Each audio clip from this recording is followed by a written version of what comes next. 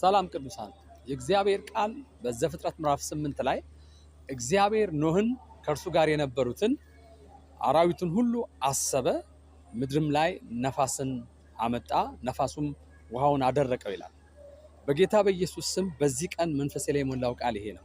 በእናንተ ላይ ያለውን የመከራን ነፋስ፣ የችግርን ነፋስ እንዲያደርቅ ቤታችሁ ላይ፣ ትዳራችሁ ላይ፣ መንገዳችሁ ላይ፣ አገልግሎት ራያችሁ ላይ፣ ጤናችሁ ላይ የመጣውን የትኛውንም ክፉ ውሃ የከደነባችሁን ውሃ የሚያነሳ የእግዚአብሔር መለኮታዊ ነፋስ በላያችሁ ላይ ይለፍ። እንደምታውቁት ነፋስ ሲኖር ውሃ ይደርቃል፣ አስቸጋሪ የሆኑ ነገሮች ሁሉ ይነሳሉ። ኖህ ለ150 አካባቢ ቀናት ሲጨነቅ እርሱም ከእርሱ ጋር የነበሩት አራዊት ሁሉ እየተጨነቁ ምድርን በሙሉ ውሃ ከድኖ ስለነበረ በተአምራት ከተረፉ በኋላ ከእርሱ ጋር የነበሩ ሰዎችም አራዊትም ሁሉ ተስፋ የሌላቸው የተዘጋባቸው የተከደነባቸው ሆኖ መርከብ ውስጥ ቆይተዋል። ከመርከብ እንዳይወርዱ ደግሞ ምድር በሙሉ በውሃ ተሸፍና ነበር።